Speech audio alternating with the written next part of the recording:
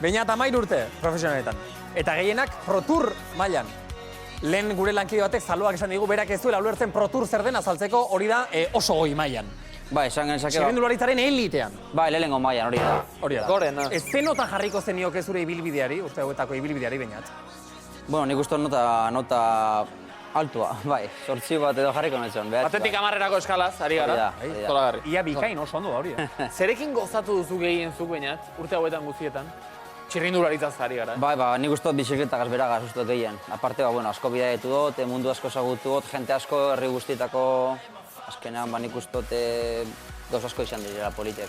Baina lehiak eta ez dituzu aipatu, bizikletan ibiltzea bera da zuri gehien. Bai, hori da. Ni txikizutako ametsa izan da beti bizikletia eta zorionez azkenan nire lana bihurtu de, lana kako esartean, da egia esan beti izan dudan ametsa izan da. Zuk ere txikitan txirrindulari izan nahi zenuen. Bueno. Haundia zinenean txirrindu... Ez? Edo bazen dituen beste amets batzuk edo? Bueno, komunina egin nebanen abatea pregunte ostenia zer nahi duten izan da futbolaria zan etzon. Klasiko bat. 10 urtekin, ja amaikagaz aldatu nuen. Bale. Elizan gezurretan aritu zinen orduan. Bale, osek, ja futbolariaren nahiak endu duzu hori. Bale, bai. Proposatu nahi dizugu ariketa txiki bat, zure ibilbidea pixka bat errepasatzeko, Beñat. Zure taldeak izan direnen izenak esango ditugu. Bai. Eta titular bat jarri beharko diozu talde bakoitzean izan zenuen ibilbideari. Vale. Ez ariketa arraza igual, baina bueno, demora pixka batekin, egingo dugu, esaterako. Saunier du bat. Hasieratik hasita. Nire lehen taldea. Lehen taldea. Euskaltel Euskadi? Bihotzeko taldea. Bihotzekoa. Movistar? Momentu honenak. Eskai? Talderik handiena. Eta Euskadi Murias? Bai, bihotzeko taldea, etxeko taldea. Zer ondo Zeondo, zuzen zenean. Horixe nahi horrein. Zure azken taldea horixe bere izan da, Euskadi Murias. Tamalez desagertu egin da. Hala ere, bertan jarraitzeko eskaintzarik edo bazen eukan? Horain amaitu duzunean? Bai, erabakian eukan hartu daia iztea, eta, bueno, bisikletari gantxoa epitea. Kosta zaizu, erabaki hori hartzea, edo buelta asko emandako? Bueno, izan da pixka eta apurka hartu dudan aukera izan da, desizioa, eta nik ustot denbora sartu dutenez, egia esan, ez da izaten erraza inoz, bizikletea iztea eta, bizik guztia dara zu egiten behar dine, eta iztea, eta nik ustot, kostatu jatea, baina erabaki zuena izan da. Eta lasai zaude erabaki. Bai, hori bat, ez lasai. Ez da egun batetik bestera hartutako erabaki bat izan, asko pentsatutakoa. Bai. Eta azkenean, halako batean, urtarrilaren 20an, honela esan zenion munduari, bizikleta era profesional batean behintzatu zera zindua zela. Niretzat egun garrantzitsua eta hunkigarria da. Senideak, neska, lagunak, tropel taldekideak, kasetariak eta bar. Después de mucho tiempo, pensando y con mi pareja, mi familia, he decidido dar este paso. Ahora es el momento de anunciar que aquí es donde ha terminado mi carrera deportiva. Estoy satisfecho y orgulloso con lo conseguido. Ahora miro hacia adelante, con optimismo y rodado de mi entorno. Tengo varias cosas en mente, mi futuro está abierto, y los afronto con la misma ilusión que en la bici. Eskerrik asko benetan, hemen agotagatik dan hori, bihotzetik eskertzen dutzuet.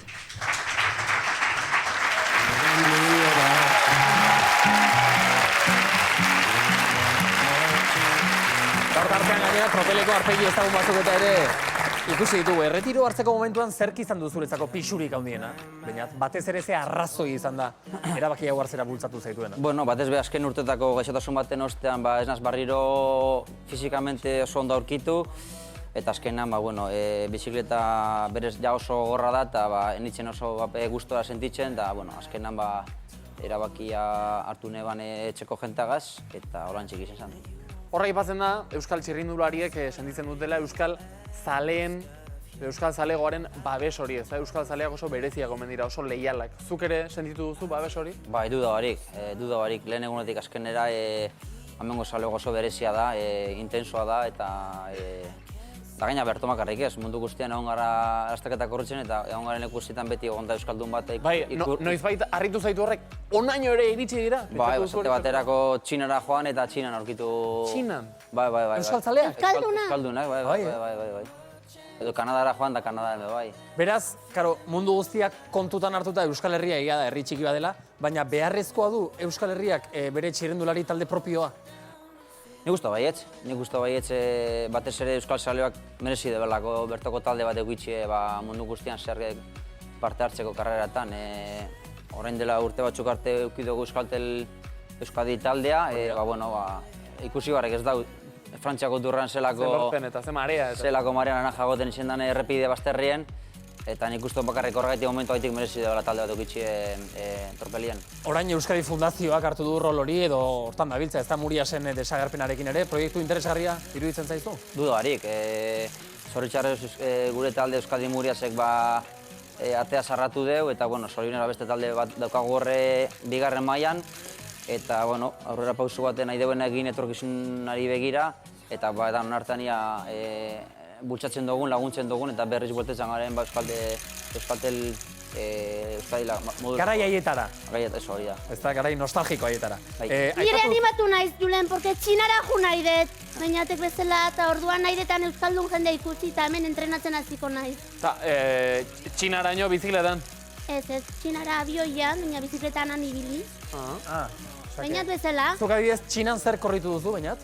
Pekineko itzulia. Osa, Pekingo itzulian atera nahi duzu, Virginia? Pekinen bai. Bai.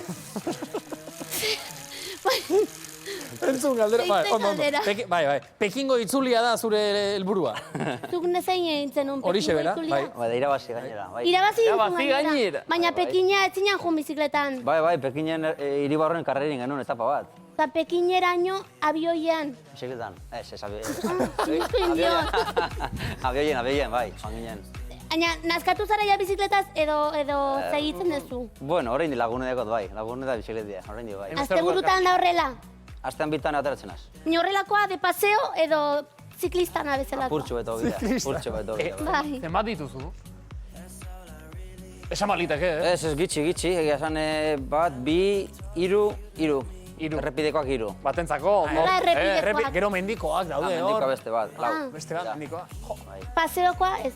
Honin ez. Nerekin Hori esaterako hori. Bai, Pasela hori ez dugu. Orain aparkatu egingo dut, bale? Lehen momentu batean Beñat aipatu duzu zure ibilbidean mendate latz bat gainditu behar izan duzu, gaixotasunarena, mononukleosisa izan zenulako.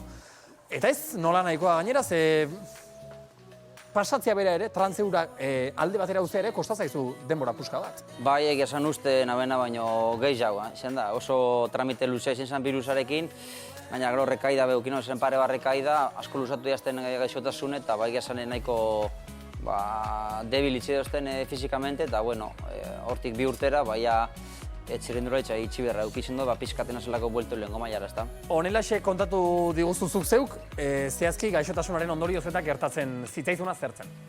Uztailaldien ekainan amaiera pizkat optimista nintzen bere bai, egunetik egunera ondarkoiten nintzen, eta pizkat argia ikusten ezta, baina gero berriz beste bajoi batekin berriz agertu zen virus eta esan palu itxela hartu nuen eta esan genuen aurtengo denboraldiara gurresan eta hurrengoari pentsatu behar. Zoritxarrez tratamenturik berez deko, medikamenturik bez, beraz joan arte ezin duzu egin ezer ezta. Luzo egiten ari deia, 7 hilabete pasa dire eta oraindik ez jarri ondo ezta. Luzo eta gogorra egiten da bai. Hasi nola hasi zen zure mononukleosiarena? Noiz eta zer nabaritu zenuen lehendabizikoz?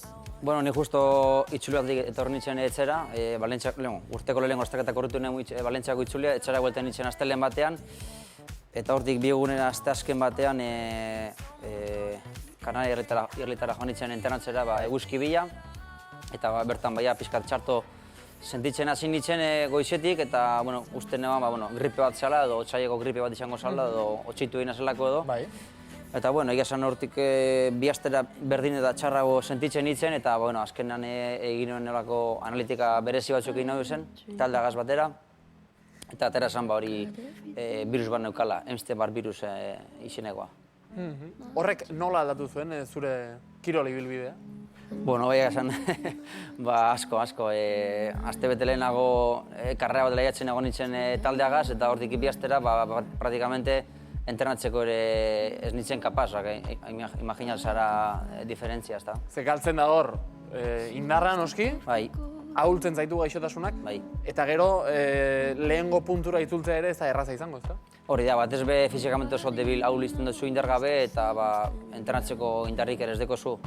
Eta, bueno, asko lusatu zen gainera gaixotasun hori, gero hobetu nintzen, gero hurrengo urtean berriz rekai bat dukin eban, eta berriz lusatu zen errekuperazioa, eta azkenan 2 urte bete izan ziren lasterketarik korritu gabe, interneten ere oso txarto, eta luzarorako ukidudan virus bat izan da.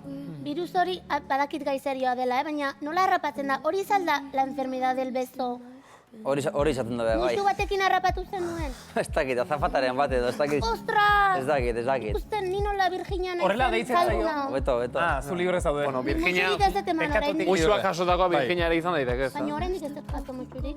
Gainera, pronostikoa ere nahiko beltza du, ze egin behar da itxaron, Bai. joan arte pasa arte. Eta hori, psikologikoki kudeatzeko ere ez da erresa izango. Bai, da gaixotasun bat, virus bat ez dagoena tratamenturik gaur egunan ez ez bakarrik deskantzatu behar duzune, eta itxaron, aste bete, hile bete, urte erdi, urte bete. Kasu honetan, kirolari batentzako geldi egotea ez da tratamenturik onena, zoritxarrez, eta nire kasuan asko lusatu zen, bai.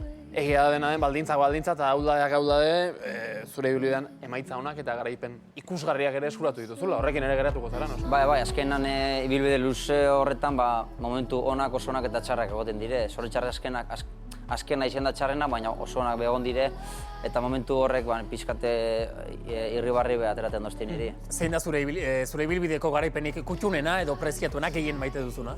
Bakarren bat, bali madugaz. Bueno, nik uste bi momentu oso berezi dila lehenengoa Euskal Herriko itxulian lortu neban podiuna. Niretzako ez da garaipen bat, baina bai da...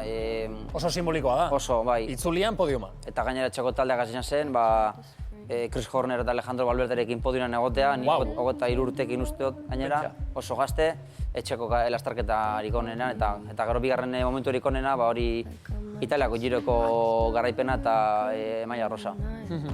Guk garaipen horietako batzuk gogora ekarri nahi izan ditugu, momentu horiek guztiak berreskuratzeko ikusi. Paso Beñatín Sauci, 17 minutos 6 segundos. Primero. 17-0. Las suyas para ganador de la Copa Monte la Picona. Beñat.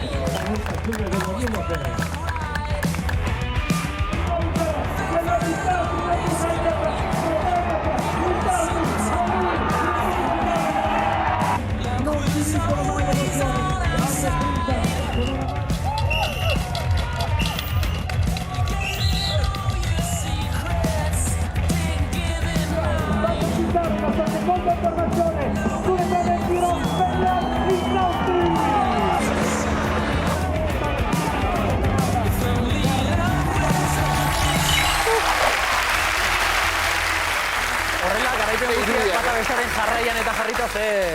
Guk ere pentsa subidoia sentitu dugu, baina. Bai, momentu oso ona direk, esan horre bakarrik geltzea metara eskuek altzatu eta disfrutatzea oso polintxea. Ikustak ere guztua ematen du. Ez dakit, lasterketaren batean, arantzatxoren bat edo geratu dut zaizun. Hau irabazi izan banu eta... Bueno, igual hor 2014 urtean, Dauphinelli bere baten egon nintzen hor Chris Froonekin aurrean irabazteko, eta azken egunean helmugako segunden bonifikazioan arabera, laugarren postuan gehatu nintzen, hori puskate min egin duzten, bai. Hor gelditu zaizu. Que Froome ze azkarra den, Bai, hona da. Nik beti ikusten ditu lasterketak ETV baten, ze Xabier Uzabiaga gure euskaltzan izango dena, seguru. Entzutea plazerra bai. Uzabiaga jaunak entzuten Plazerra izaten da, eta gero, beti atentzio ematen dit nola txirrindulari guztiak juten dian garbi eginda depilatuta, hankak brillante beti, txukun, hola gihartxuak. Ni begira egoten naiz pekatuan pentsatzen, baina askotan begira egoten naiz. Zuri zer guzatzen daizu orduan? Barkatu, txoi. Bai. Pekatuan pentsatzea bakarrik ja ez da pekatua? Bai, pekatua da. Osake... Baina igandetan konfesatzen naiz gero, Julen, lasai. Txirrindularitza ikusten aritu naiz. Bai. Ba, esaten diozu. Eta pentsamentu lizunak izan ditut, bizioarekin. Donikomedes. Egia da, estetikoki eta txirrindularitza bada zentu hortan polita, ez da? Ez dakit, bueno. Bai, igual oso argalak izaten gara, baina, gustorako, bueno. Mainlotak oso pegatuta. Bai. Komodoa da hori, erosoa da. Bai, oso komoda. Aerodinamikaren alde gainera. Bai, txandarra ez da. Ez que fa dena horre. Indarra galtzen da. Hori da.